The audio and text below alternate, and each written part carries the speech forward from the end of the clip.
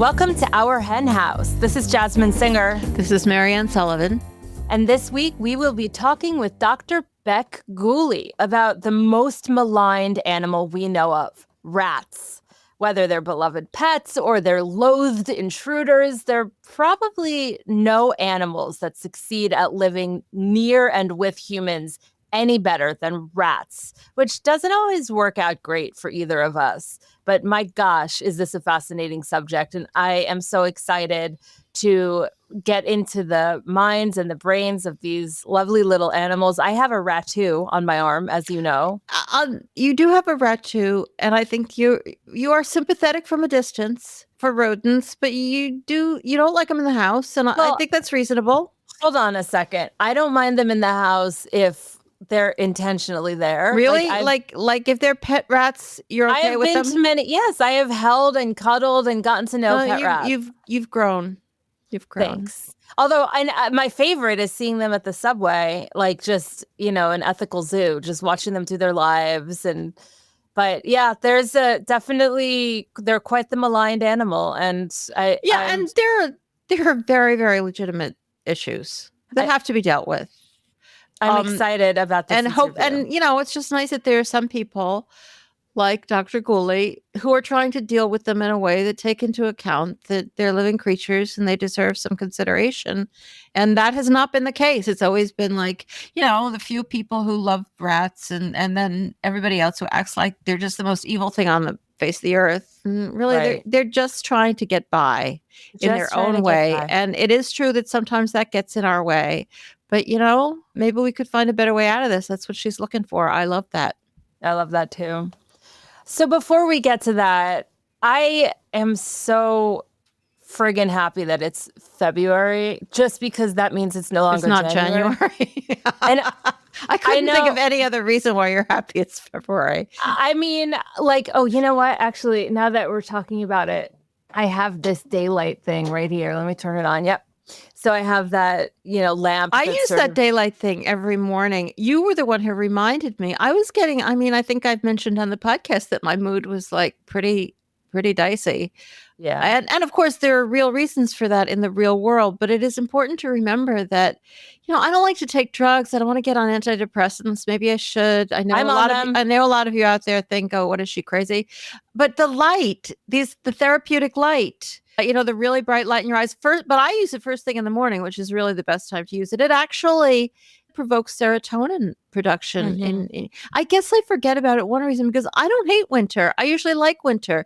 People who have SAD, a seasonal affective disorder, usually really don't like the darker months, but I do like them, but apparently they get to me sometimes, because I have to say the day I started using the light again, I was like, oh, yeah, I'm okay.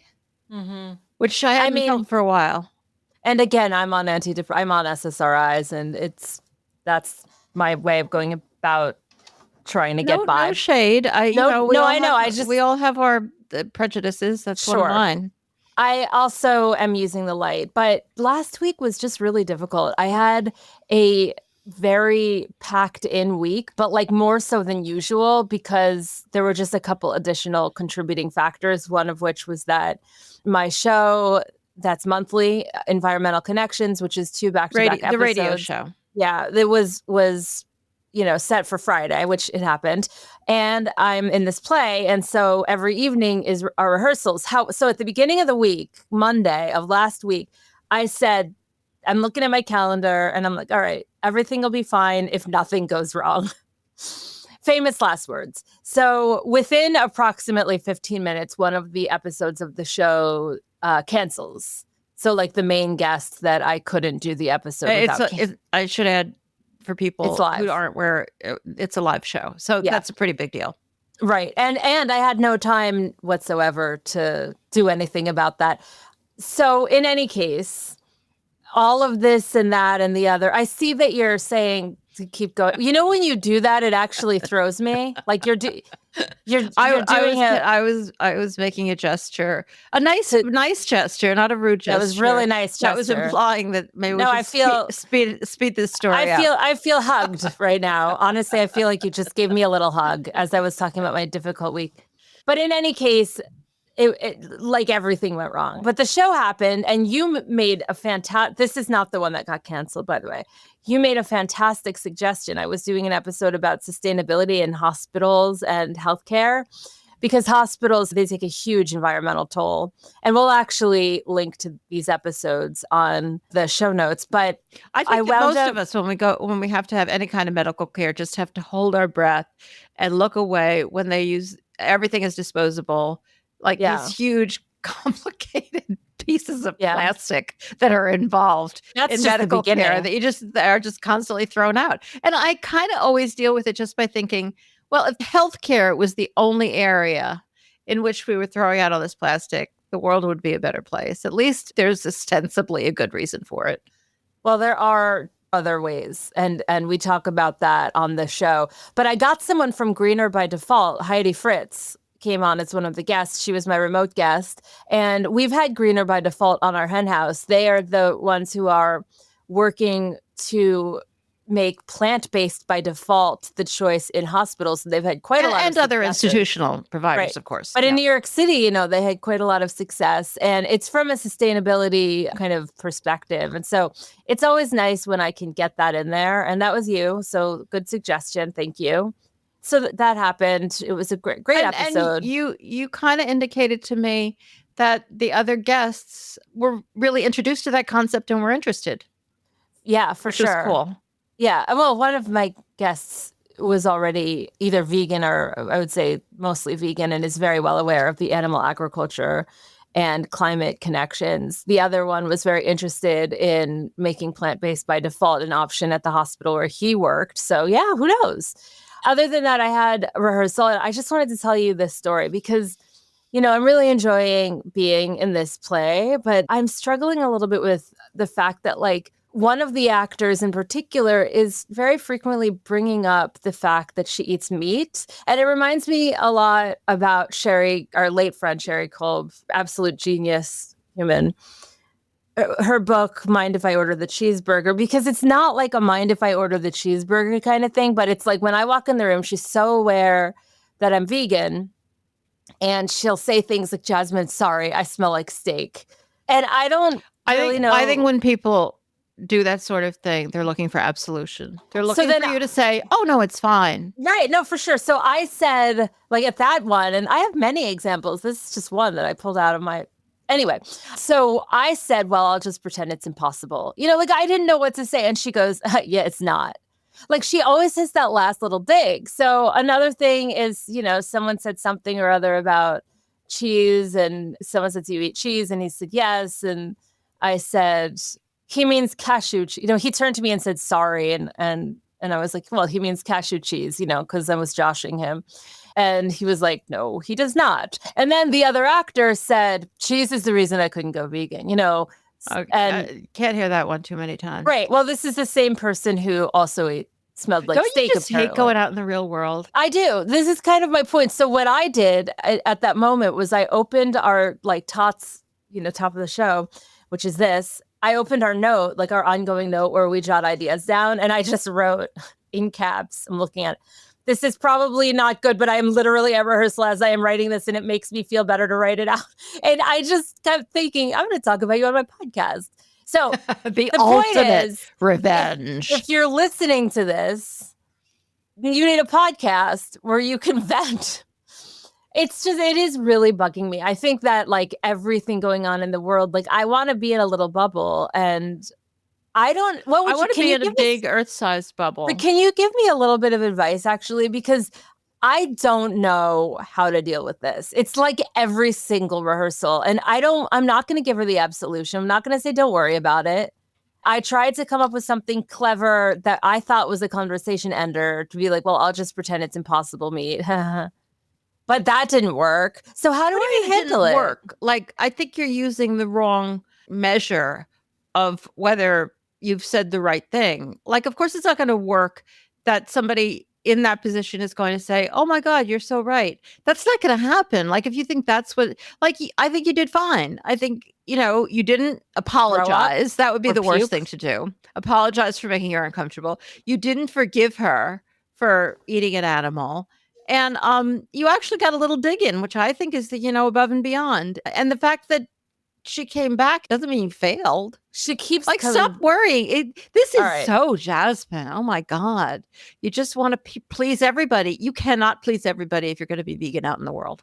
Well, of Just course. not possible. I've been vegan for One or the other. 21 years. I'm very well aware that is I know, true. and it still bothers you. Like, they're It just not going to cave. What bothers me is that, like, we are very intimate in the show because, we're playing opposite each other, and it's hard for me. Like, I know I have to just act like I'm an actor and stuff. But in any case, we can move on. The only thing I can think of is just to let it go and not let it bother you. You did a great job. So, we're in Rochester, New York, where Susan B. Anthony was, of course. And I'm just like, I know that we've talked about this before, but do you think the level of frustration I'm feeling lately about everything relating to climate change and animals and everything else that's not climate change and animals, it's frustration. In fact, when I cried last week, it was frustration. Like, that's the main thing I'm feeling. I know. And I mean, I'm being adamant with you. Like, you did fine. Like, they're not going to just give up. But I know exactly what you mean. Of course. Like, they never give up. I'm just frustrated. They're wrong. Why don't they know that? They never give up. So do you think Susan B. and the suffragettes were as frustrated as we are all the time? Yeah, I do. Okay, well, and having done the tour of her house, which is lovely when you come to Rochester. Yeah. After, we all have lunch at Fern. Then go do the tour of Susan B.'s house. Mm-hmm. Because one of the striking things is the whole upstairs, I guess it was the attic, is like this huge office space. And they used to get together there. They used to work together. They used to have meetings. Like, it's just a little house. But I just always remember that communal space upstairs. And that, that's the key to everything. Like, hang out together. Like, find your peeps. Find your peeps. Well, okay. But I think that they probably, like, I mean, she got arrested for trying to vote. Like, it must have just been infuriating. And that place is now a cafe that I go to. The location where she voted. Yeah. And they have a lot of vegan options there. I love going there. Yeah. It's a really cool city. And then women voting was just normal. I mean, for now. Sorry. Who knows what's coming down the pike. Right. The night's still young. But anyway, I'll let that give me some tiny itty bitty bit of hope. But let's move on because there's some news to chat about this week. lots of news going on. I'll try to avoid like the worst stories. You probably already know them. But one story I really wanted to highlight, and I actually really need you all to go read this one. I know everybody doesn't have the show notes to hand, but we put the link there, but it's really easy to find. It's this story in Sentient Media, and I kind of knew this. I had not had it laid out for me, and it's so important how U.S. taxpayers bailed out the poultry industry and helped entrench avian flu. And this is by Gray Moran. The subheading is, the U.S. has failed to contain bird flu, the $1.46 billion industry bailout. Wow. $1.46 billion of your tax money is one reason why. It's not even just that the bailout or the amount of money that the government has been spending has failed to fix it. It created it. Well, maybe not created it, but it made it immeasurably worse because it starts out talking about Cal-Maine Foods, which is the nation's largest egg producer, the largest. It's having a great year. Stocks soared to a record high. Net sales rose by 82% last quarter, expanded its operations in the spring, acquired another egg producer, and this is in the middle of bird flu.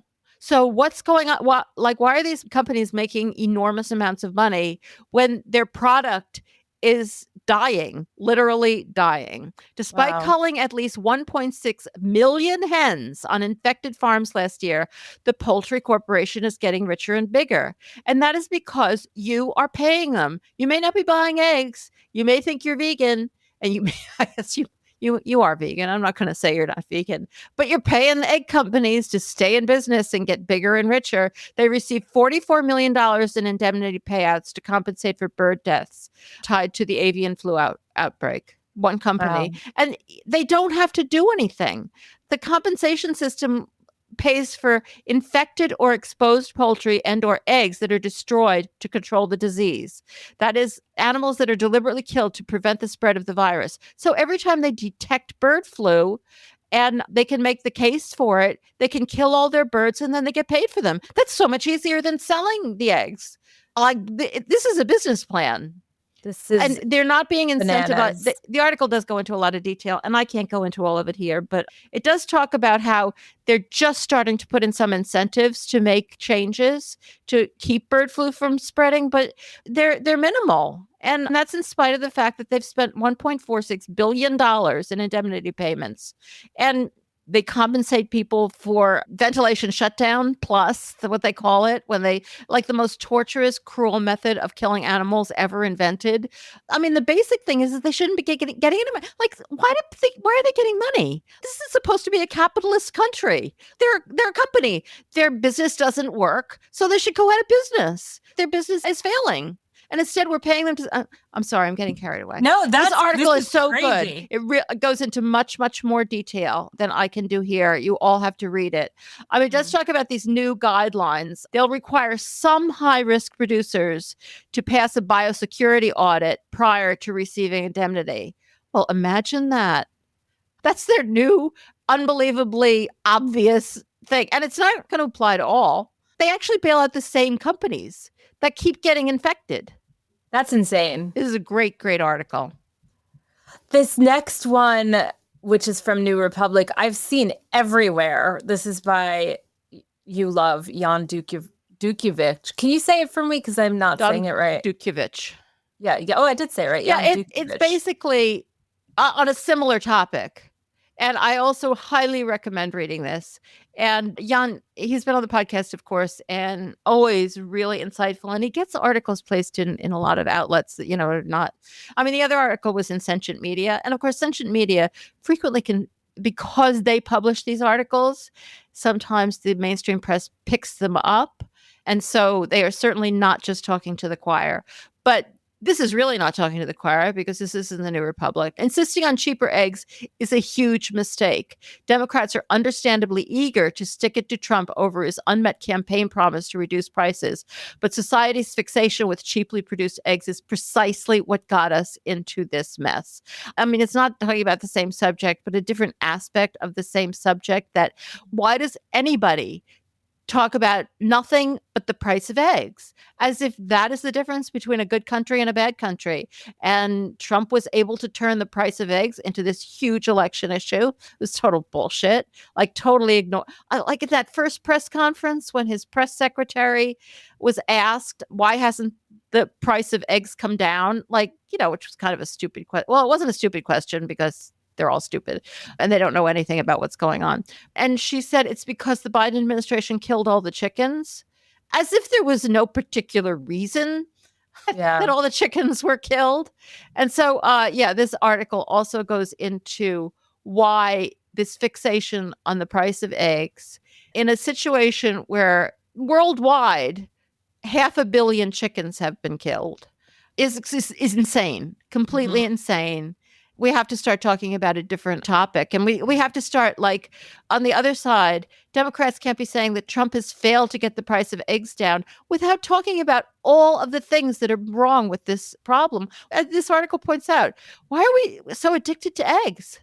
Like, what is it about eggs? They're disgusting.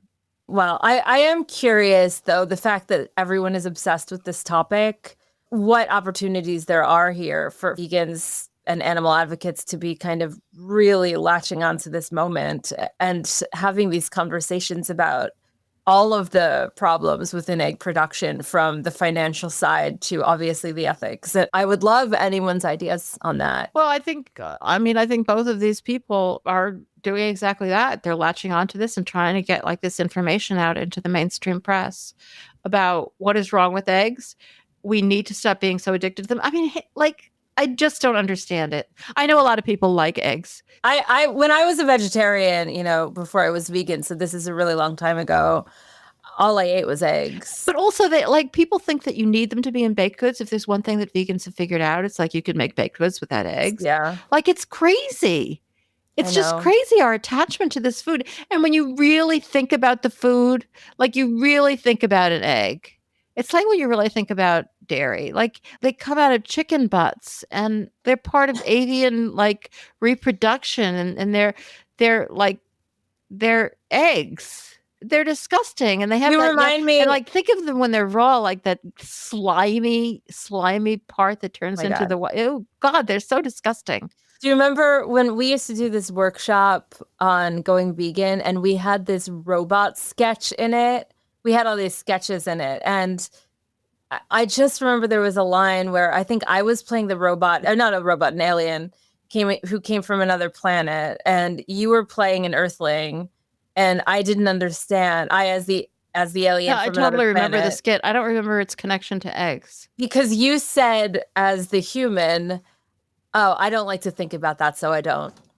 And all I keep thinking as you're talking about how gross eggs are is the fact that, well, people don't think about it. I mean, that's it. That's kind of the end of the story in terms of most injustices. Either they just think about it on the most basic possible level, or they just don't think about it at all. And it's the same with eggs.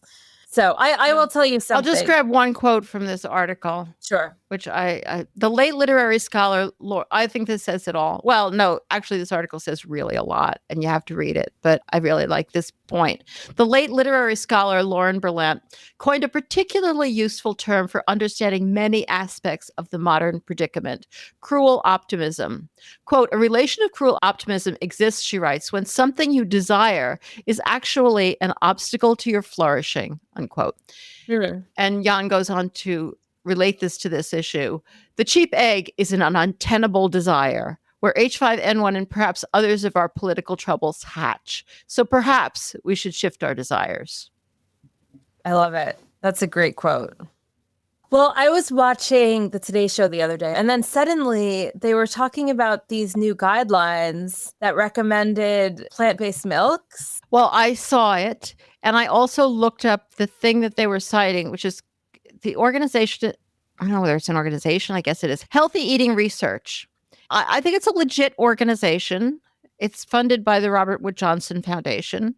They put out what they say this is a consensus statement, and it's entitled Healthy Beverage Consumption in School-Aged Children and Adolescents, Recommendations from Key National Health and Nutrition Organizations. Yeah. So I guess they tried to put together a lot of, already we're troubled because most of the organizations doing health recommendations in the United States are probably not neutral. Because we know they're all biased. But the guidelines on plant-based milks are very troubling. They are only recommended when medically indicated, e.g., there's a milk protein allergy, or to meet specific dietary patterns, e.g., vegan. Choose alternatives that are nutritionally similar to milk, such as unsweetened fortified soy milk. Avoid plant-based milk alternatives containing added sugar or non-sugar sweeteners, the guidelines advise. The problem here, there are a lot of problems here. It makes it sound like all plant-based milks are actually bad for you. And their real point is that a lot of plant-based milk should not be used as a substitute for milk because milk is really good for you. So all they're doing is comparing plant-based milks to cow milk, which, a lot of them aren't the same. Like, so what? Like, they're different, but it doesn't mean that they're bad for you. Yeah, if they're sweetened, that's a problem or whatever. And the other thing is that, unsweetened fortified soy milk is a good substitute for cow's milk. So why do you have to be vegan or have a milk protein allergy to choose soy milk when you go to Starbucks? Like, everybody should choose it. There's a million reasons to choose it. It's just as nutritious, even if your definition of nutrition is exactly the same as dairy milk. And also, they totally leave out the fact that they don't have many of the disadvantages of dairy milk, like the saturated fat. All right, I don't know whether I've been clear here, but I'm furious about this. I think it's ridiculous. All right, well, I am really sad. They basically say you shouldn't have them. Well, that's not what was coming across. Children shouldn't have plant-based milks. It's not what was coming across when it was reported on the Today Show. Like, I get that once you deep dived a bit, that's what the truth of the story was, but the way it was reported, it was just like a bullet pointed list on the TV that was like, here are some healthy things that you can consume, and plant-based milk alternatives were one of them. So Oh, well, that's maybe really good. it was like a 10-second story. It just got kind of whittled down to something that I guess wasn't what it was I intended didn't to realize be. that I didn't see the piece on the TV, but even the article from the Today Show Yeah, was not no, good. I'm seeing that, but the actual story, Well, good, because that's the only thing anybody other than me pays attention to. yeah, who goes to the todayshow.com No, to and then like, I went to the actual report. mhm. No, Well, that's no, ridiculous. this is why I was kind of perplexed because it was being touted as a good thing. Well, they were right. After all of that misinformation, they actually got it right. So, but other good news, as reported by Grist, I think we need to take a trip to Japan sometime Yeah, soon. I just thought I'd bring up these two articles. If any of you are going to either Japan or Denmark, Mm-hmm.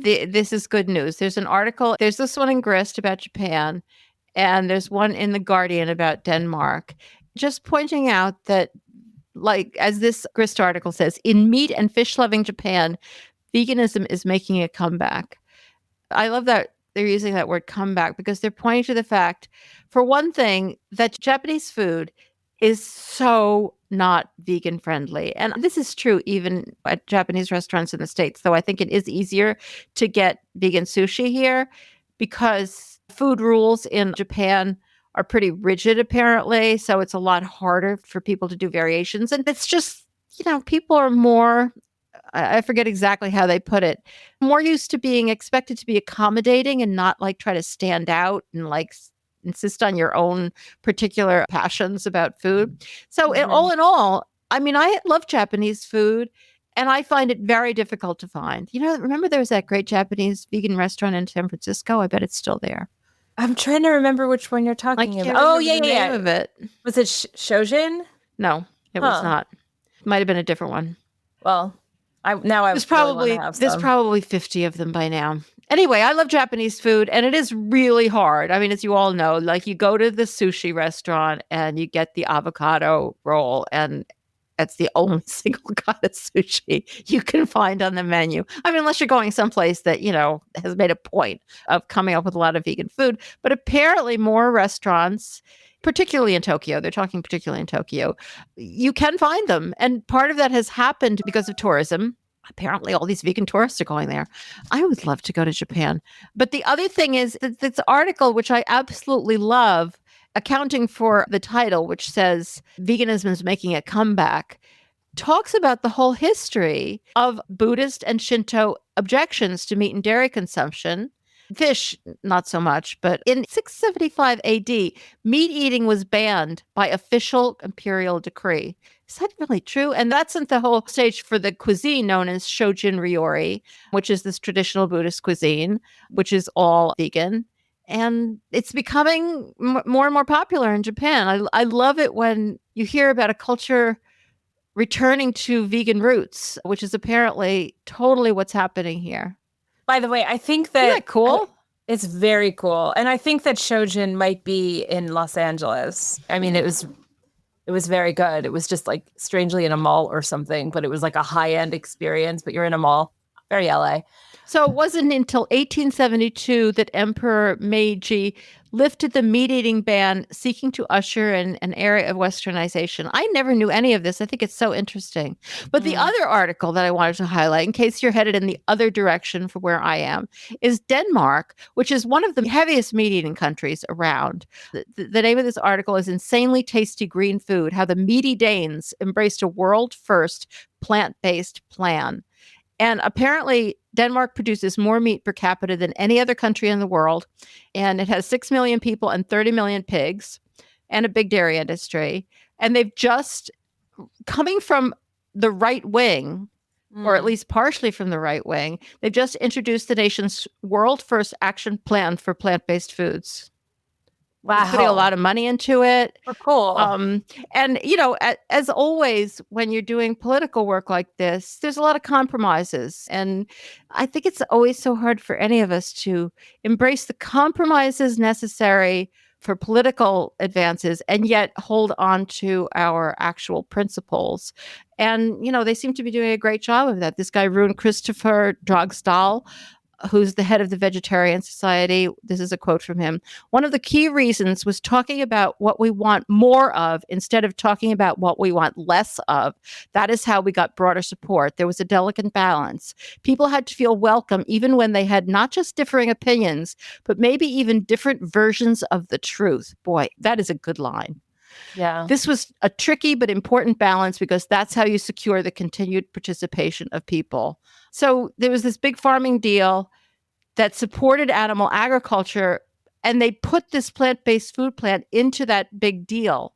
So calling it a both and, not an either or, and trying not to make it polarized. And is that in that way, even though that's not a vegan approach, they actually made a lot of progress. But of course, the trick is to hold on to your principles at the same time. It's always challenging, but they seem to be pulling it off there. Well, that is wonderful. I love the good news bent that you have this week. I think we have one more story before. Yeah, I just wanted to mention this one quickly. This is in a publication called the San Francisco Standard. How Trader Joe's got caught up in a farm girl TikTok beef. It's a really stupid headline. I don't know what this headline is talking about, but it's about Zoe Rosenberg and Direct Action Everywhere. And, she's been walking around with the thing on her leg so she can't visit a farm that produces meat and dairy eggs for more than a year now. An ankle monitor, that's what it's called. And because she is facing a 5-year prison sentence, it says entering Petaluma poultry and rescuing chickens, or as this article says, escaping with chickens she claims were being abused. I don't mean to make it sound like the article is being unfair. I think they're trying to be neutral, and it's actually a really good article because it covers a lot of what Zoe has to say. And it's just talking about how she's been getting really a lot of attention on social media. And there's been an outbreak, and her video, which she shot at Petaluma Poultry, showing chickens huddled together in a cramped space, unable to stand, and showing her holding one of the chickens, has been shared more than 45,000 times. And Paris Hilton and Amanda Cherney, who I've never heard of, but it apparently is a big deal, have spoken out about it. So she's really doing a great job, really bringing attention to what's being done to these chickens and what's being done to her. So I was really happy to see this article. Yeah, I mean, she's such an incredible activist. That's really great coverage. So let's get to our interview today. But before we do, I just want to briefly mention the Veganic Garden online course that's coming up. Would you like to grow a vegetable garden that fully aligns with your vegan values? I know a lot of you might be intrigued by that. And oftentimes people are surprised to know that gardens are very frequently grown using animal byproducts like blood meal and bone meal, but you can grow a veganic garden using fully plant-based fertilizer. And if you want to know how, the Learn Veganic online gardening course is starting on February 12th. So that's coming up. You can save $15 on the course by using the coupon code OurHenHouse. That's one word, OurHenHouse. To get all the details about how you can join the course, go to learnveganic.com. That's learnveganic.com. And we will also link to that in the show notes. We have another announcement, this one from Ashley Capps, who, of course, was on the podcast last week. And this is about her work with A Well-Fed World. She wants to know if you're feeling hopeless about climate change. Well, yeah, I would say I am. Environmental destruction? Yeah. Species extinction? You've got it, Ashley. In their most recent report outlining the various climate actions individuals can take, the United Nations notes the greatest shift potential would come from switching to plant-based diets.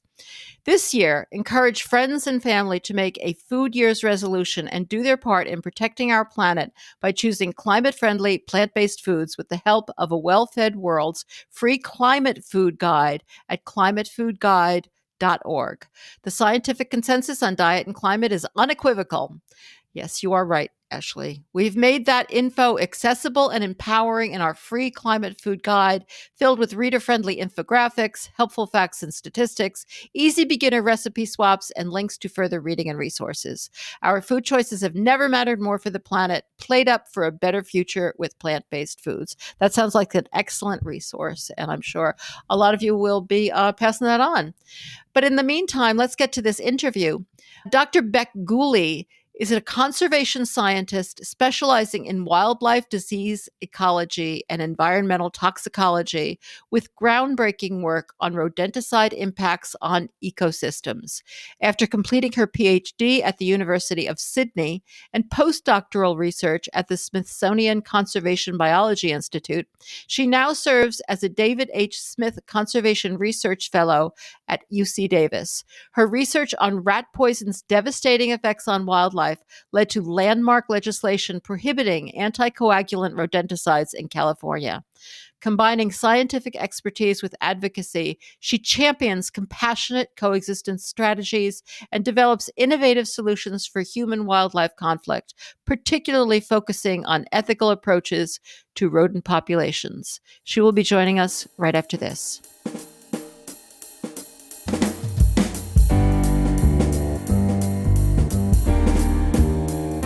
Missing us between episodes? We miss you too. Come hang out with us online. Whether you're scrolling through Facebook, Instagram, TikTok, Threads, or Blue Sky, you'll find us at Our Hen House, sharing stories and sparking conversations about changing the world for animals. So visit ourhenhouse.org to dive into our archive or join our flock of supporters.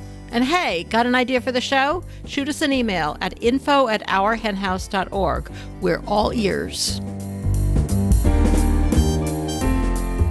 Welcome to our hen house, Bec. Thank you so much. I'm so excited to be here. We're so excited too. This is such a cool topic for us. And I know that you were just saying this is not the audience that you're usually talking to. Like to go in with a group of people who are already on your side and on the side of the rats. So this is more unusual for you? Definitely. I think so much of what I do is trying to just get people on board with not killing rats. So having an audience that already at that point is amazing for me because it's genuinely never happened. So. Wow. Yeah, and I mean, you were saying like the industry, but in this sense, it's not even the industry, even regular people who, you know, they might eat chickens, they might ignore the horrible things they do to them, but they would never hate a chicken. Mm-hmm. But people really hate rats. Yeah. So you really do have a special task. Oh, yeah. I always joke that I'm like the PR representative for rats and that it's the hardest task in the world because I think it's hard to find an animal that is more kind of globally disliked than the rat. Yeah. There are some reasons for that, and we'll go into that. It's not totally just blind prejudice. But before we get to that, and all of the harms that rats might do and all of the harms that we do to rats and the poison and everything. Let's just talk a little bit about rats, who they are, what they're like. And what do you think that most people don't know about rats that they should know? Something that comes to mind about rats, I guess, aside from the fact that they don't have more diseases than any other species. I think that's like actually a really good starting point. About the rat, there is this idea that they are like a disease reservoir and that more so than any other animal, they are going to infect you with some sort of horrible thing and you will die. But rats actually don't carry more diseases than any other animal. There's just been this hyper fixation on them as disease reservoirs, but it's really not true. And so I think that's a really good point that a lot of people don't know is that it's not fact, it's not based in science that they have more diseases than other animals. Apart from that, rats are incredibly social species, like among each other, and they practice altruism in a way that I think a lot of humans wouldn't practice. And so I always find it kind of fascinating that we dislike them so much, but I think that they could be kinder to each other than some humans are to each other. So that's like a really interesting point to me. I love that. That's fascinating. I need to show you my rat too. Yes. Do you have a rat? This is my rat too. Definitely have a rat tattoo. Let me see. Let You me set see them if upside down because they can't show Oh, you. cute. I love it. Wow, Yeah. that's This is an audio podcast, folks. sorry, but it was important to me that I feel completely inadequate that Well, I you don't have know. a rat too. you have like crow tattoos. You're well on your way. I mean, you mentioned that you have a number of rats with you right now. I've heard that and I don't want to make any hamster people angry or anything, but that as rodent pets go, and all rodent pets are lovely, but they are really the cream of the crop, that make great, great pets. Is that true? I love the rats that I live with. I think they're just some of the sweetest, funniest little creatures I've ever had the honor to exist with. Yeah, they're kind, they're curious, they like scratches. I don't know, they're like tiny little puppies. So it's really strange that there's so much dislike for wild rats. I think there's a distinction that people also draw, even in the community of people that love rats. People love domestic rats, but then if it's a street rat, I don't know what they do. Get put into a different category. I was going to get into that question later, but let's deal with it now. Are they different? I mean, No. street rats they're called Norway rats, right? Yes, Is that the correct. species that they Mhm. are? Like, is there a substantial difference between the white rats you see? I guess the white rats are both in labs and as pets. They're the same species, I think, but are they substantially different than Norway rats? So they are Norway rats. They're just a domesticated version Oh. of them. That is their wild cousin is the Norway rat on the street that we see. A few centuries ago, people decided they would start experimenting on rats and keeping them for various human reasons. And it was from Norway rats on the street that they got these strains for labs. And, so they're the same species. But I think the main difference would be that selective breeding has happened in a lot of our domestic animals and lab animals, and it's made them more passive to be, in enclosures and experimented on for horrible reasons. But that would be the main difference is like behaviorally, the wild rats are still wild, whereas they've taken some of them and domesticated them to be more passive. Right. Yeah, the rats I see on the subway don't seem passive at all. You mentioned that there's a difference even in the rat-loving community, that there's these animals and those animals, these rats and those rats. It doesn't surprise me, even though that's the first time I've heard it put that way with rats, but it makes me think of, the guy who goes bird watching while eating his chicken sandwich or something. Humans are so confusing to me. But one of the issues that makes rats so unpopular, I guess, is just how many of them there are. So what are the reproductive habits of rats? Yeah, I call it the superpower of the rat is their reproductive ability. And it's why they're so successful. It's why they always keep coming back in areas where people in the wild think they have gotten rid of them. The rat will come back within a month or two because once being born, within 2 months, they are sexually mature and can start reproducing. They can have up to 6 litters a year, and in each litter there can be 12 babies. And so you can just see how quickly within 1 year, those babies are also reproductively capable and they're reproducing. And just so quickly you can go from 2 rats to thousands of rats. And that is how they've been so successful. There's no other way to put it. It is their superpower. They are reproductive specialists. Yeah, it sounds like it. Yeah. So it sounds like, aside from the fact that they're very good at reproducing, that, as you point out, that they're successful, which is kind of a load, because I'm not sure what this success really gets them. And, from a human perspective, they just have no problems coexisting with humans, sometimes in ways that really are truly troublesome. I mean, I don't want us to be insane animal rights advocates and say that there are no issues here. So what problems do rats legitimately cause for humans? Absolutely. I think that's a really good point to make. And I'm never saying, well, you should just be happy if they move into your home and destroy everything. I said, I'm never promoting that level of coexistence. They can cause a lot of property damage. They chew into your walls and they chew into the wires in the walls. It can start fires. It can cut your electricity. That's not great. And I don't think it's fair to expect anyone to want that. So I'm never promoting, let them live in your walls. And then apart from property damage, there is a risk of diseases and viruses spilling over to humans. It's not as kind of hyper, extreme as it's been made out to be, but it does exist. And that risk exists with any wild animal that you will be interacting with. Like, that's just a standard. Any wild animal that's in a close vicinity to you, there's a chance that something could spill over, be a virus or a bacteria. So that is a stock standard risk. You're not talking just if they bite you or something. You're just if they're there, they could be carrying something that you might catch. Yeah, so it's usually shed in their urine or their feces, and then that can either contaminate food or water that humans might interact with, or it can also be kind of aerosolized, and we can inhale these bacteria and viruses, and that is a risk that I think we need to talk about, and it needs to be acknowledged. And so I think having separation of rats, being in your direct vicinity is valid and fair. And then I think maybe one of the other major concerns that come up with rats is what people call crop damage. And so we put out all of this food, like planting, wheat seeds, and the rats are like, oh, hey, I want to eat that too, which makes sense. I think it's a completely natural response because we've planted food that they can eat. But that does get kind of seen as, well, that they're disturbing our food. And so that is a big, big risk. And if a rat eats some food or gets into some food, it's considered contaminated and usually can't be distributed to humans anymore. Yeah. Mm-hmm. Are they ever violent? Like, they do bite people, don't they? They can. I think they're only going to bite people if people are cornering them and picking them up. And, it's very similar to any wild animal bite. Yeah. Like, how did you get in that situation in the first place is usually my question.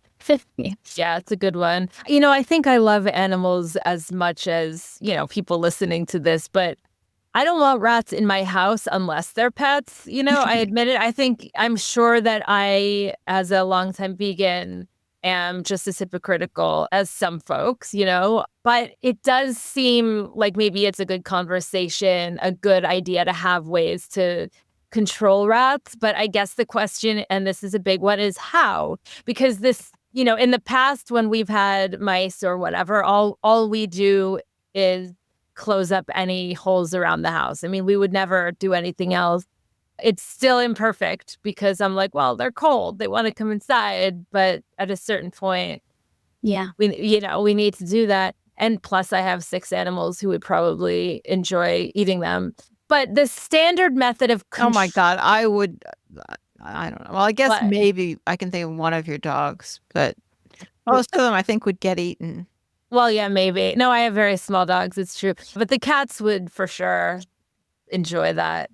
Anyway, this is getting weird. The standard method of controlling rats, and, air quotes over controlling, is poison. And I'm so not looking forward to asking this question, but I feel like I must. How do rat poisons work, and how often are they used?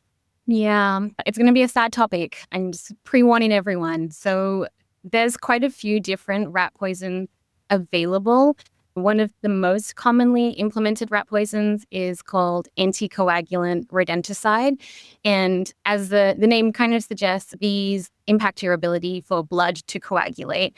And it leads to a slow death, usually of internal hemorrhaging or bleeding to death. So these individuals eat something that is made to taste really good. So it's usually flavored like peanut butter. It smells delicious to them. It attracts them. They think, oh, wow, I found some food. But that food is going to cause just horrific internal damage, and eventually they will die from that. There's various other poisons that are becoming more popular in use, and that's due to some of the problems with the anticoagulants, which I can get into. But there's poisons that stop energy production inside of them by targeting the mitochondria inside the cell. And this eventually leads to brain damage and central nervous system damage. And they have seizures and they, don't understand what's going on, and eventually respiratory failure. I mean, I guess like the other main one would be a vitamin D3 overdose, and it causes mineralization of their body essentially. And this leads to all sorts of organ failure and eventual death. Wow. I mean, I think that when I think of poison, I think of, you eat it, you die. But that's not what we're talking about here, is it? It's very gruesome. It is. And, I go into so much detail because I think it really out of sight, out of mind for a lot of people, especially people who put out poison. And I understand where it comes from. We all like to believe, oh, well, they're just going to fall asleep and die or something. Right. I understand the want to believe that, but the actual reality for the individual rodents is one of like excruciating agony. And often it can be days, sometimes weeks before they die. And it seems like, I mean, people have been poisoning rats for a long, long time. Yeah. And there's still a lot of rats. So it doesn't seem like it really works that well. Why is it so ineffective? And why do we keep using it? I mean, there are rats everywhere. Like, obviously, this is not the way. Such a amazing question, and something that makes me go a little loopy sometimes. Yes, we have been using poison for centuries and it hasn't worked because rats are absolutely everywhere still. Wherever humans are, rats are. And there's a few reasons why it's not going to work. It's never targeting the reason why rats are there. It's kind of like a Band-Aid over the overall problem. And people use it because it offers an instant, temporary fix to the situation. So there's rats. They're like, oh, I don't want rats here. I don't want to think out why the rats are here. I just want them to go away. And so people put out the poison and the rats disappear for a month or two, but either new resident rats will come in or all of the rats didn't die and they rapidly breed, as we've spoken about. And so within, a few months, you have rats again. And then people were like, oh no, rats are here again. I got to put out some more poison because that worked last time. Because in their mind, it did work. The rats disappeared. And so I should be a little kinder. I think that maybe it's, people do need an instant fix sometimes to problems and it's overwhelming and stressful, but it's definitely always treating a symptom of the problem. It's not actually addressing why the rats are here in the first place. Mm-hmm. Yeah. I always think of Eric Adams must be a sore point for you, just with all of the horror show that he's done to rats in New York City. And it just kind of keeps getting more prominent anyway. So it's like, okay, dude. Anyway. Yeah. People, it's confusing. People vilify rats a lot. And I think that also helps people then morally justify putting out poison because they become almost like a demon. They're like, oh, that's an evil creature that I have, it's okay if I poison that individual. Exactly. Yeah, exactly. And I know that one major focus of your work is not like so much that effect of rat poisons on rats, since obviously the effect that they have is the effect that people want. People want to kill rats, but rat poison doesn't only kill rats. So how prevalent is the exposure to rat poison in wildlife, and what impact does that have on animals other than rats? Yeah, this is something that I'm always like, because I'm so deep in this field, I forget how shocking these numbers are to some people outside of the field. But the way this works, I'll give like a little background. The rat poisons are generally indiscriminate poisons. And that means any vertebrate that interacts with an anticoagulant rodenticide will be impacted in the same way. They're not specific to rats. Like it's only going to impact a rat. So there's kind of this base level of the poisons are dangerous to anyone, just period. But then they stay inside the rat for quite a long time as well in an active format. And this means the rat can be walking around kind of sick because they've eaten this poison. So they're not, very stealth anymore. They become easy food for other animals like hawks and owls, foxes and mountain lions and bobcats, you name it. And they eat these rats and the poison is still active inside of the rat. It stays in the liver for quite a long time. And then they are also poisoned. And so you have certain individual species that are like eating a lot of rats throughout the day. Owls eat a lot of rats. Hawks eat a lot of rats. And they get poisoned quite a lot. So some of the numbers that I work with, over 90% of mountain lions test positive for rat poison. 90%. Wow. So that's horrific. Over 86% of bald eagles tested positive for rat poison in a national study in the US. It's kind of scary how prevalent poison is in the ecosystem right now. Nearly 100% of gray foxes test positive. So all of these animals, because they're constantly eating these rats that are constantly getting poisoned, are also poisoned. And then this is where it gets a little complicated. So they're poisoned, and that's, we can all acknowledge these are the facts. They test positive for these poisons during their necropsies because they're found deceased. But they may not have internal bleeding, or they may not have their death listed as hemorrhaging to death, which would be the anticoagulant doing its thing. And so less than 5% of bald eagles, for example, die from internal bleeding. And it leaves you with 80% testing positive for poison, but not necessarily having a death that can be attributed to the poison. And this is where a bit of a situation has started, because the pesticide industry sees that and they're like, see, it's not causing a huge amount of harm to our wildlife. Less than 5% are dying from the poison. But what happens to the other 80% that are exposed is that they're flying around with poison in their body. It's like impacts their coordination ability, impacts their hunting ability, it impacts their immune system, making them more prone to other diseases. And so you have all these indirect effects from the poison, and they might die from starvation, and the cause of death gets listed as starvation. But how much of that was due to the fact that they couldn't catch food anymore because they've been poisoned? And that's really where my research comes in and what I spend all of my time thinking about. Yeah. So what are the conclusions that you've come to about how big this impact is? I mean, I know that's probably like an entire thesis, but boil it down for us. Yeah. So this is information that will be coming out very soon. It's not published yet, but we're in the process of it. I've been spending a lot of time looking at gray foxes, and a lot of gray foxes die from canine distemper virus, which is a horrible virus that is very transmissible among the gray foxes, so very contagious. And what I found was that of all of the gray foxes dying with canine distemper virus, they were all testing positive for rat poison. And as an odds ratio, just as a kind of statistical method of looking at this information, gray foxes were 4.5 times more likely to die from canine distemper virus if they have been exposed to rat poison. And, what does this mean for the population? We're unsure, because it's still, exposure is exposure, but we know that there's this role that rat poison are making them 4.5 times more likely to contract this disease. And we have to do some sophisticated population modeling to see how that's really going to pan out. But these are some of the preliminary results we're finding. I've never really thought of that. And it's just staggering. I mean, of course, having a little bit of poison in your system may not kill you, but obviously it's going to slow you down. And wild animals cannot afford to be slowed down. It's too tough out there. And it's not actually just wildlife, of course, that can be affected by rat poison. Rat poison is poison. Just poison that happens to be used on rats. So obviously it can affect humans too. So does that happen? It does, yeah. It's mainly children that are impacted because, adult humans kind of have a bit more of a visual awareness. The poisons are usually green or blue or something that we have associated with. That's a dangerous color. But for children under 6 years of age is generally like the main exposure group.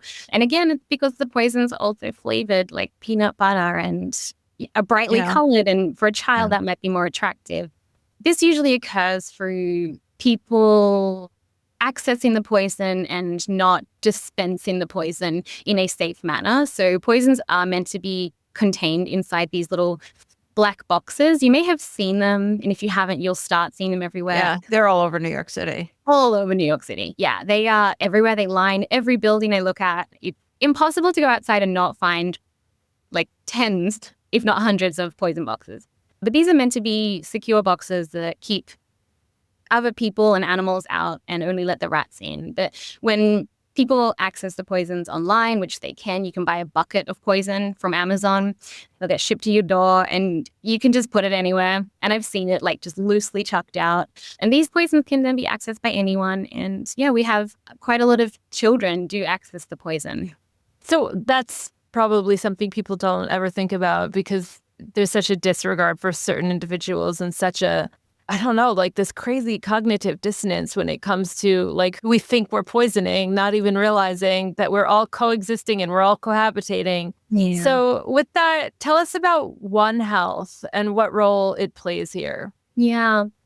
So One Health is kind of an acceptance and, a promoting that we are all connected. So the health of the environment, the health of the animal is connected to the health of humans. And I think so often humans have separated themselves as, I'm not a part of all of this. Somehow they think they can, exist and not be impacted by the environment, but it's all so connected. And so One Health is almost like looking at like a Venn diagram where you have animal health, human health, and environmental health, and in the middle, they all overlap, and that's the One Health. So it's that everything is connected. And what I've kind of started researching now is the actual impact that the poison has on the rat's health and how much more prevalent diseases become in a poisoned rat that can then be, have a spillover to humans, and they can then contract all the things they were worried about getting from the rat in the first place. And it's kind of interesting how putting out poison is almost counterproductive to public health in the sense of it increases the sickness in the rats. So again, preliminary information that was done in Chicago found that poisoned rats were significantly more likely to have leptospira bacteria. This can be passed to humans, and it's one of the main things that humans are worried about with rats is contracting leptospirosis. So we know that when the rats are poisoned, they are shedding this more often. Wow. And so it's kind of, confusing, but it makes sense that it's almost counterproductive to the goal of putting out the poison. Yeah, and that brings us to the question of, because I know you have not just researched this, you've also been very active in policymaking, which is really refreshing to see one person combining those two. Usually it's the scientists over here and the policymakers over there, and they try to understand each other. Let's just start, because I want to get into all of the possibly progressive ways in the work you've done in California. But let's just start with the overall view of the status of rat poison regulation. How is rat poison regulated in the U.S., around the world, just generally?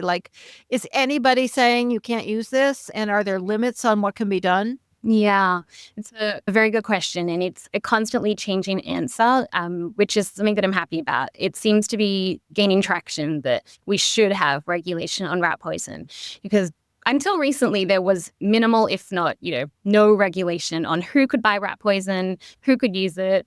It was kind of dangerous times. You could buy on Amazon, you can buy a gigantic bucket of really, really dangerous poison, and anyone could do that. And that's not great. I don't think we should be in a situation where people who are maybe not entirely informed about the extreme impacts of these poisons readily have it delivered to them in 2 days. That seems dangerous to me. Wow. So there's definitely becoming more stricter regulations on what's called restricted use of certain very potent poisons, and now only chief officers and pesticide officers can put out these really, really potent poisons. So not everyone can buy them. But I will say that in general, you can still buy most of the poisons Pretty online. easy to get a hold of it. Yeah, it's pretty easy. California has the strictest regulations globally, and that's been a very uphill battle. But California is completely leading the way there.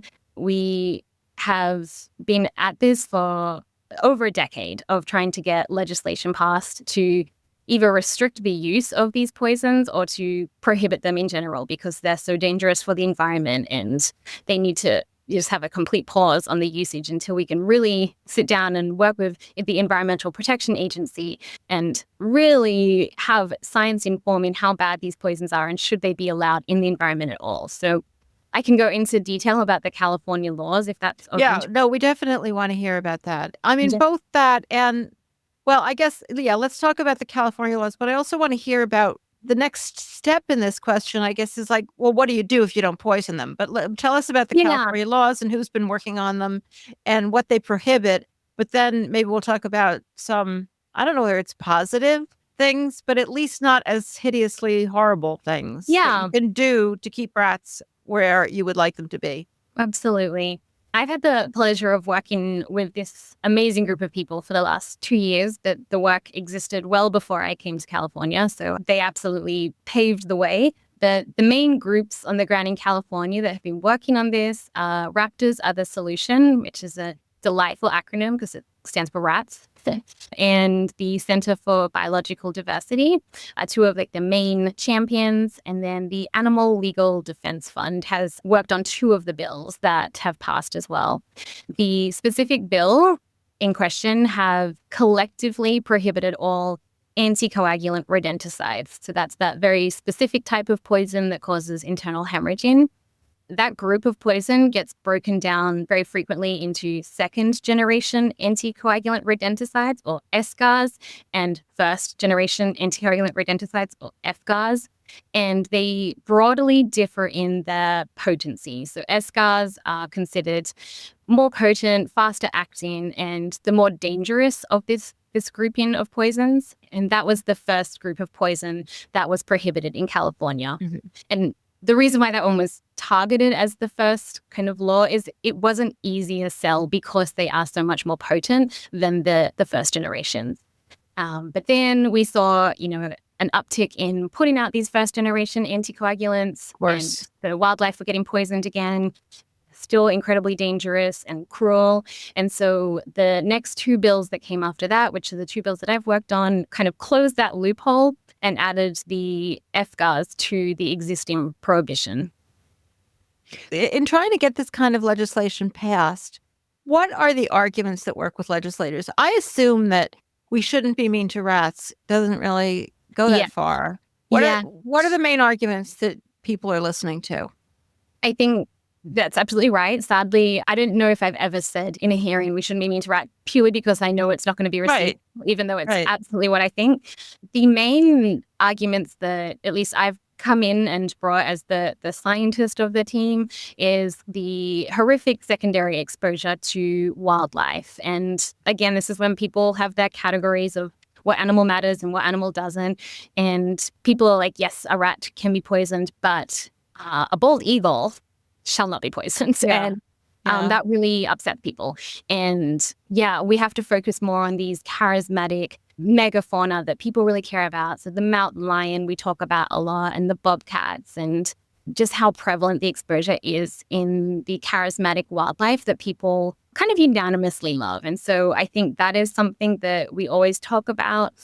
Something else we bring up is, a lot of tourism to California is because of the wildlife and the beautiful nature that you can go out and, go on hikes in. And you kind of talk about, well, that's like an attractant to California. And so if everything is dying, then, it'll impact our tourism ability. And we haven't done the numbers on that, but it's something that you can mention to policymakers, and it kind of works in their brain as like, oh, okay, that's important. And so it's like trying to find things that maybe appeal to people that have value systems that maybe don't align with mine, but trying to understand what might work with them. And it's usually money.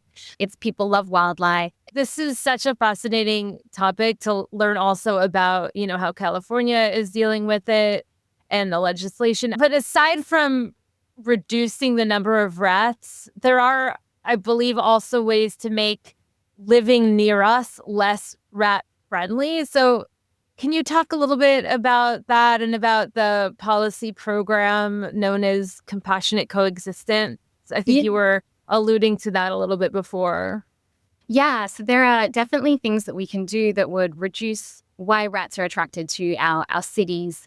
And, I used to live in Washington, D.C., and I would walk around at nighttime and I would see lots of rats. And where I would see them generally is in the open bins that we have everywhere, open rubbish. What is it called in this country? Rubbish cans? I don't know. Oh, I thought it was the country that was called rubbish. Oh, you mean what are the rubbish cans in the country called? Yeah, just big trash bins. Trash cans. I always say rubbish bins, and it's a word that Americans may not use all the time, but we've heard it. I know. Okay, great. Sometimes it's fine. Use the language of the Americans. The trash cans. I generally just open trash cans with so much food chucked in there because humans waste 1/3 of the food that we get. It's a problem. But for rats, it's paradise. So you have all of these open trash cans lining the streets full of food. It makes sense to me that there's going to be rats everywhere because why wouldn't there be? They're like, hey, cool, free food, and it's reliable and it's always there and it's easily accessible. So one of the things we always suggest is improve sanitation.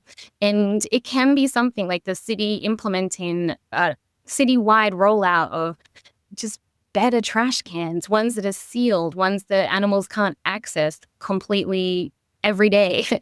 And that alone reduces the ability for them to find food, and they will go where the resources are. So they're here because there's resources. So improve sanitation, and then exclusion practices, preventing them from getting into our infrastructure. And there are ways to kind of rodent-proof buildings. And I think these two things alone really reduce why they're here and how they can set up a permanent home. So that's kind of like step one. We always say improve sanitation and exclusion practices are your like long-term sustainable solutions for minimizing why they're coming in the first place. So when you get laws passed prohibiting certain poisons, does it go along with improved policy? Because otherwise we'll just have really a lot of rats. Yeah. And this is something that has definitely come up. And from the opposition, from, senators that we talk to, they're like, well, what are we going to do with all of the rats then if we keep eliminating all of the poisons that people are able to use? And again, like there are alternatives, and maybe we can go into that. And one of the big ones we talk about is rat birth control. And it's becoming a topic that is gaining momentum. And I think it's getting rolled out in New York City, the idea of putting rats on the pill, but it works very different from the hormonal pill. But that isn't a solution. So one thing we recommend is that you could almost replace the poisons with a fertility product. And then you'll be reducing their numbers, reducing the attractant, not letting them into your home. And eventually the goal would be that you are compassionately coexisting with a very reduced population of healthy rats that you barely even see. And that's a hard sell sometimes because people, again, want that quick fix. And this isn't going to happen quickly if you're implementing changes in sanitation and putting out fertility control. It's going to be quite a few months until you even start seeing a reduction in the rat population. Of course, really hard because some people don't want to wait that out. And that's usually the most difficult conversations I have, is trying to get people open to the idea that it's not the quick fix that they're wanting. It's a longer solution, but it will be one that's like beneficial in time. It kind of amazes me that people think that poison is the quick fix since we've been using it for like 1,000 years and it still hasn't worked. Yeah. You could probably manage to wait a few months for the birth control to work. I've been hearing about birth control in rats for so many years, but I heard that they were trying it in China for a while, and it just seems to never really catch on. And I kind of understand that with white-tailed deer. You kind of hear the same thing. They're always trying to, but there's a lobby that want white-tailed deer, a powerful lobby. Hunters want there to be a lot of white-tailed deer. Well, nobody wants there to be rats. So is it the science or is it policymaking that makes it so hard to introduce the idea of birth control? I mean, you could even introduce it along with poison control measures. I mean, not that I'm suggesting that, but it's not really a way to say, oh, we shouldn't use birth control to say we should use poison. You could use both of them, but it never seems to catch on. Or am I wrong, and is it catching on now? No, I think you're absolutely right. I think that the first generation birth controls, and that's just a way of kind of, the first initial product that was really getting rolled out. There were some, I guess, challenges with that rollout, and some of that was associated with the cost. So the initial birth control that was proposed was more expensive than poison, and that really comes in at every level. To the person who's maybe having to front the money, the individual property owner, they're just so often will not choose a much more expensive product, and that is not going to give them this quote unquote, immediate fix to the problem. So that was a big barrier, the cost. And I think that's what has been the focus of a lot of work in the rat birth control world right now, is how can we reduce the cost of this product so that it's either comparable or cheaper than poison, because that is going to tip the scales in favor of birth control. And that is currently where we are now. So we have a product that is cheaper than rat poison, and that is going to go a long way, I believe, in helping people become more open to trying this product. There was the cost issue. That was a big barrier. And then people are really hesitant to try something that isn't certain to work. So when you're trying to roll out a new method of management, if there isn't copious amounts of data that showing this is going to absolutely reduce your population, and in 6 months' time you'll be completely rat-free and happy, people are really hesitant to try new things. And that's just a tricky human aspect that we have to work with. But it's about collecting enough data from people and groups and neighborhoods and cities that are willing to try the rat birth control, showing that it works. And that can take quite a few years to get enough information for people to be sold on the product. And so that's really what's been happening on the ground for the last couple of years, is there have been pilot studies set up in multiple cities around the United States, and that data has been slowly getting collected. And collated to be rolled out to people with a cheaper product. And I think very soon we're going to see a tipping point in people being more open to it.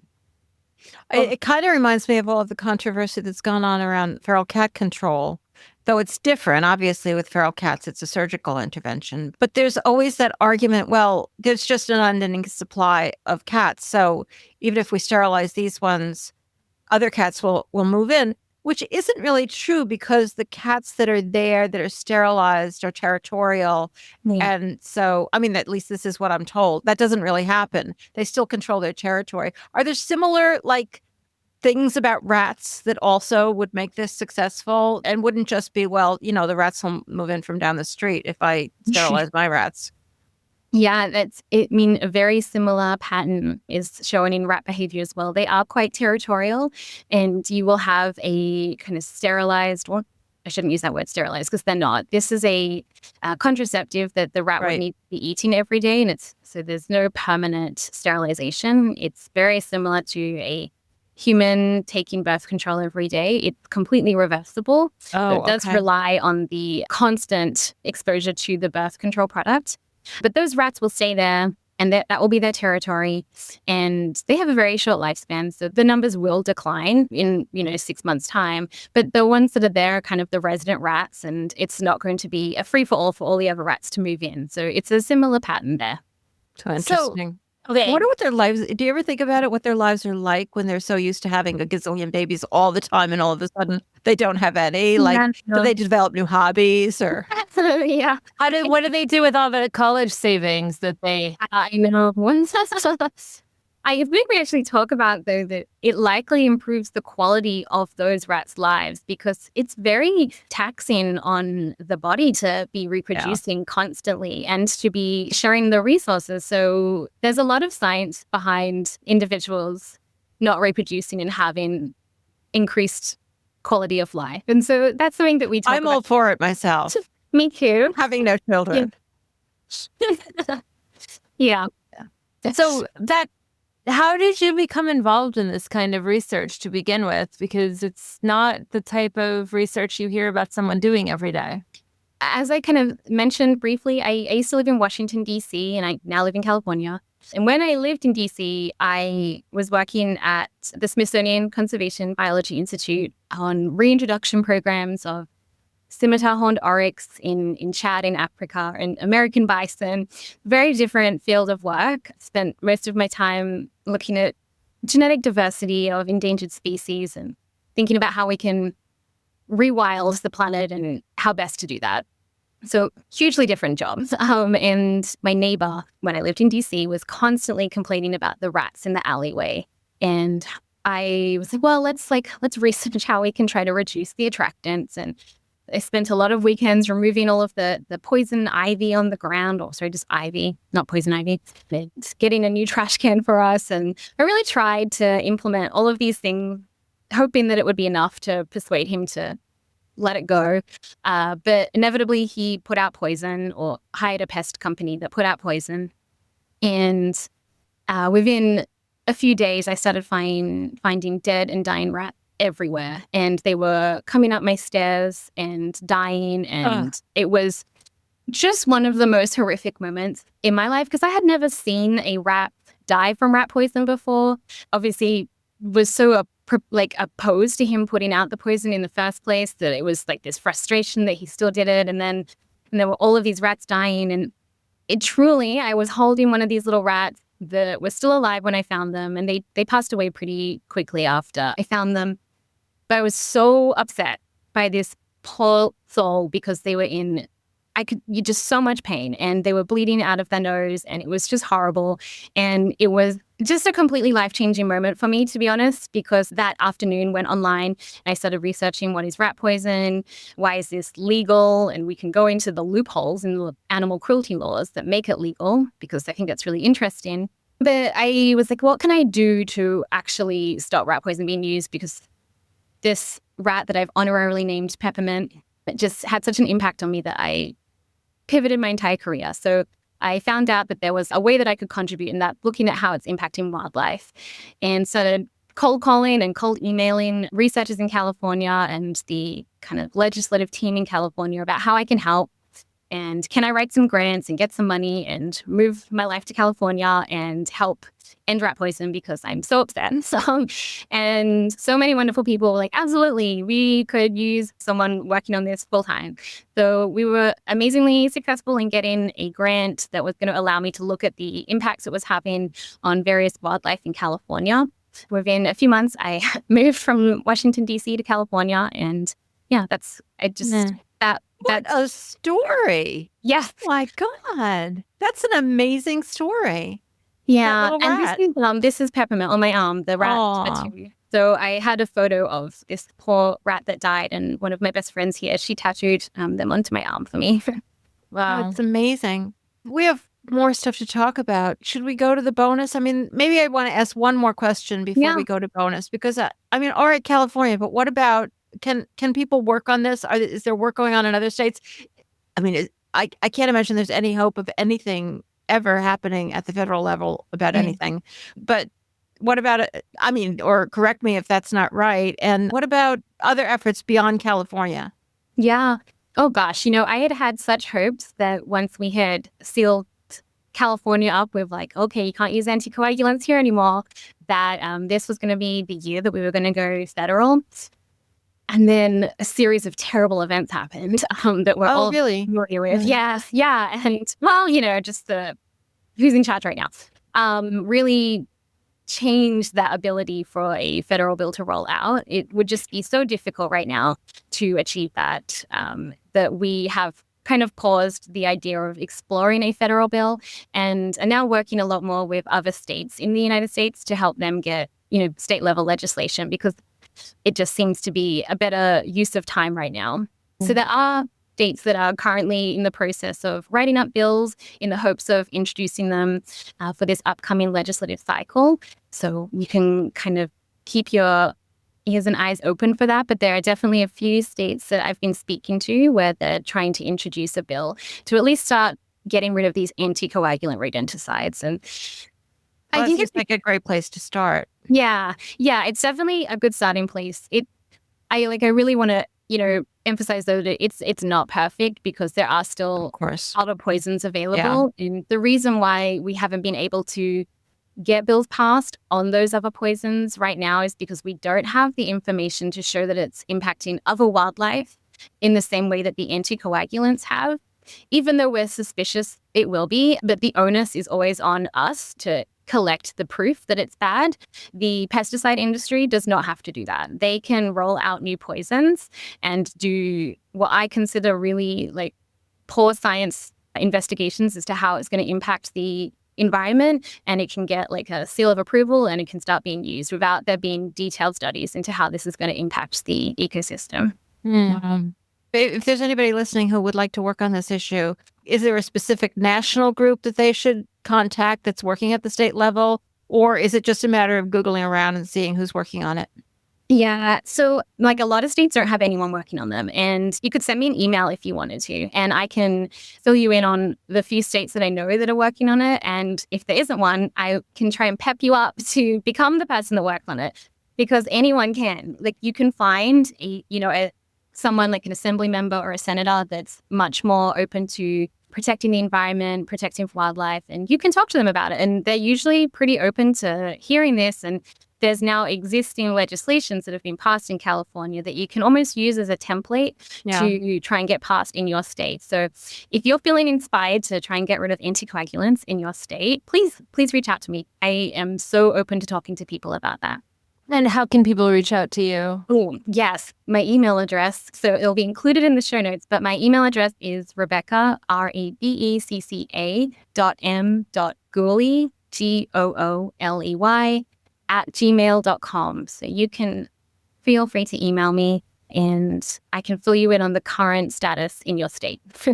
Amazing. Thank you so much. And on that note, how can people follow your efforts besides emailing you? How can they stay on top of everything that's going on and learn more about the future work?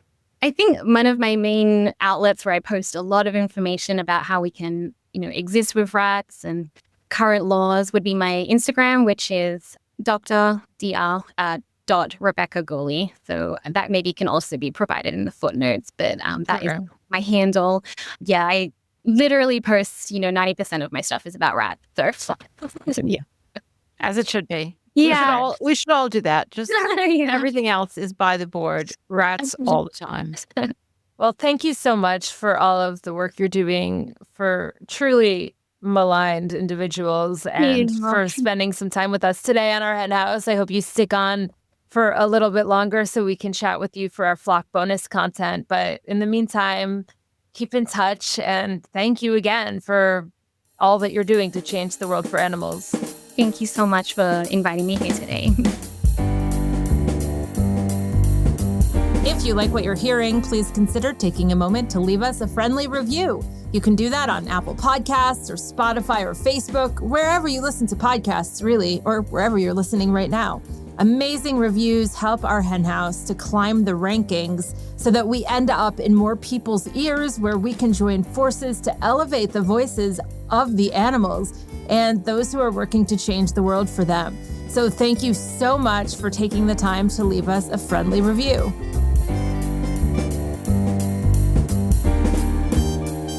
Anxieties are rising. I actually, recently somebody misunderstood the title of this segment to mean that I was reporting on things that were causing my anxieties or our anxieties to rise. And actually, my theme has always been that I'm trying to find articles or information that demonstrates to all of us how much the industry's anxieties are rising so we could feel better. However, this week, I think that, I don't know, maybe that comment cursed me because, some of these articles, well, not everything, but this first one in particular is just causing my anxieties to rise. And I don't think this guy has ever felt anxiety in his life. This is by Jack Hubbard, who writes the Free Range Thoughts column on meetingplace.com. And he has 5 suggestions for the Trump administration. It's pretty clear from the way he writes this that he is thrilled with the new administration. He's very happy to welcome them. He's looking forward to help for American farmers and for consumers who have been slammed by higher food prices over the past 4 years. So you can kind of tell where he's coming from. All right, so he has 5 suggestions. The first is that Robert F. Kennedy Jr. and the Department of Health and Human Services should review the previous administration's approval of lab-grown meat. When I'm recording this, he hasn't been confirmed yet, but, who knows? So that's a little scary. We think of it as having been approved, and now the problem is really at the states that are banning it in spite of that approval. But, they could revoke it. Unbelievable. And he has all these reasons, in particular, the use of immortalized cells, which can replicate in perpetuity, is particularly unsettling because the behavior is similar to that of a tumor. Yeah, I'm sure you realize the inside story on the science here. Yeah. All right. His 2, Pete Hegseth, who has been confirmed, should immediately reverse all Department of Defense programs that seek to fund the development of experimental lab-grown and fake meat products with the purpose of feeding it to our war fighters. I guess that's what he calls the military. It's not the military. They're our war fighters, which I guess, fighting wars is among their duties. And he believes that right now, whatever it is that the Department of Defense is doing, which I apologize, I don't really know. I don't know how deep they are into this. But he thinks it's treating our men and women in uniform like guinea pigs. Yeah. If that's the worst thing that happens to anybody in the Army, they've had a very good service. All right, Brooke Rollins, Trump's pick for Agriculture Secretary, should join the bipartisan movement to address an attempt by California to hijack the country's food system that threatens to inflate prices for consumers. Talking about Prop 12, of course. Yeah, they probably are going to do this. Billy Long, this is a weird one. Billy Long should be approved as the new head of the Internal Revenue Service. Now, you, like I, may have absolutely no idea who Billy Long is, but apparently he's a former congressman. And the whole reason he should be approved as the new head of the Internal Revenue Service is because he was far ahead of his time as a critic of the Humane Society of the United States, which, like these people like to complain that the Humane Society is implying to everybody that they are a shelter when they're not. Whatever. Oh, that's the reason that the entire Internal Revenue Service should be turned over to this guy whose name is Billy. All right, 5. And if your name is Billy, I apologize. I know there was a little touch of sarcasm there. All right, Pam Bondi should direct the Department of Justice, which houses the Federal Bureau of Investigation, to crack down on animal rights terrorism. And he specifically would like the FBI to get involved in prosecuting, obviously Direct Action Everywhere and other people doing those kinds of investigations, and start prosecuting them under the Animal Enterprise Terrorism Act. Yeah, this is scary. And this could happen. Well, so many bad things could happen. I'll just give you his conclusion. Over the next 4 years, the Trump administration will have an opportunity to support the American farmers who helped to deliver an electoral victory. Were all the farmers on one side and not on the other? I don't know. Meanwhile, the radical animal rights movement, which supported Kamala Harris, yes, she was well known. Like, that was her vanguard, was like supporting radical animal rights, hoping her administration would advance an anti-agriculture policy agenda. Yeah, a few things wrong with that. Anti-agriculture is not the same as anti-animal agriculture. And yet there was no hope that Kamala Harris was going to do that. People who hoped that, were dreaming. But he thinks that the movement should be denied a seat at the table. We don't really have a seat at the table. Never have. Kamala wasn't going to give us one. But we fight on. We fight on in the names of all of these poor suffering animals. All right. This is from Watt Poultry. This is a column by Benjamin Ruiz. ALA proposes avian flu name change. He writes the Latin America Poultry at a Glance column. And that's basically the whole story here. The Latin American Poultry Association would like the World Organization of Animal Health to change the name of highly pathogenic avian influenza, HPAI, to only highly pathogenic influenza. Take the avian out. It's no more avian, he says, because now that it is transmitted to other animals, this nomenclature hurts the poultry industry. So the whole idea here is that after the poultry industry, with the cooperation of government that keeps bailing them out, has infected the world so badly that a lot of other animals are getting this as well, and not just birds, we should take the word bird out of there because you know what? It's hurting them. I think it's hurting their feelings, but it's also hurting their business industries. The world's poultry industry, he says, struggles with avian flu and other diseases that affect markets and consumer trends. Unbelievable. All right. Speaking of unbelievable, why vegans have smaller brains. Actually, the name of this article, which is from our friends at Plant-Based News, is Why Vegans Have Smaller Brains Debunked. This is apparently a new book, and that is the title of it, Why Vegans Have Smaller Brains. And it claims that vegans have smaller brains, and according to this article, the scientific evidence says otherwise. I mean, there seem to be, I admit, a lot of small brains running around in the world these days, but I don't think any of them belong to vegans. All right. It is a new book. I looked it up. It's on Amazon. You can buy it if you want to. They're actually citing to this guy named Mike the Vegan because he's the one who I guess actually did a review of this on YouTube, which you can watch. And despite what the book's headline suggests, this article points out, there is no legitimate scientific evidence that vegans have smaller brains. Oh my God. Well, that's a relief, I guess. All right. So apparently, according to this article, in the interview, the author cited a 2008 study. However, Mike points out that this study never mentioned vegans, meat eaters, or dietary habits at all. It looked at B12 levels and brain shrinkage over 5 years, and it found that 100 elderly individuals in the UK, in these people, there was a correlation between B12 deficiencies and brain atrophy. It didn't have anything to do with food, except that, B12, you get it in food. So this is another reminder, which I have maybe once every 3 weeks. Take your B12, take the right amount. Don't take too much. Don't take not enough. Take your B12. And the only reason that meat eaters, as I like to point out, get B12 in their diet is because they they feed supplements to the animals. So you're just getting your supplement in the flesh of the animal, but it's still supplements. Everybody gets B12 because they're supplements, because nobody is eating a lot of dirt anymore, basically, which, people used to eat because they would pick plants out of the ground, and that's where you get it. Mike also notes that in the early 2000s, the likelihood of finding a significant vegan population in the UK was slim. So there probably wasn't one single vegan in this whole study. Like, there's no reason there would be. It's just people who had a B12 deficiency for one reason or another. Oh, God. It just never ends, I mean, it's not like this book is a big success or anything. They also make environmental claims about cows and the climate crisis. But, I talk about that all the time, and we know it's nonsense. I just thought that the B12 thing was kind of entertaining, and I thought you'd enjoy it.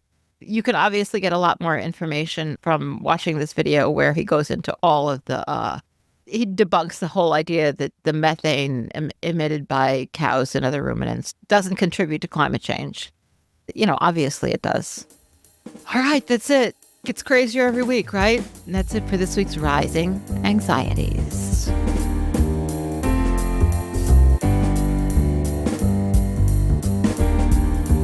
Thanks for joining us for another episode of Changing the World for Animals here at Our Hen House.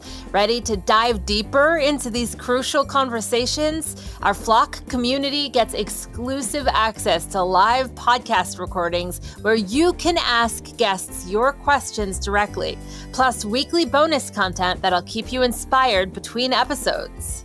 Our membership tiers are as fun as they are impactful. From our Chick Click to our Barnyard benefactors, there's a perfect perch for everyone, starting at just $10 a month or $100 a year. And yes, it's all tax deductible. Fly over to ourhenhouse.org/support to join the flock.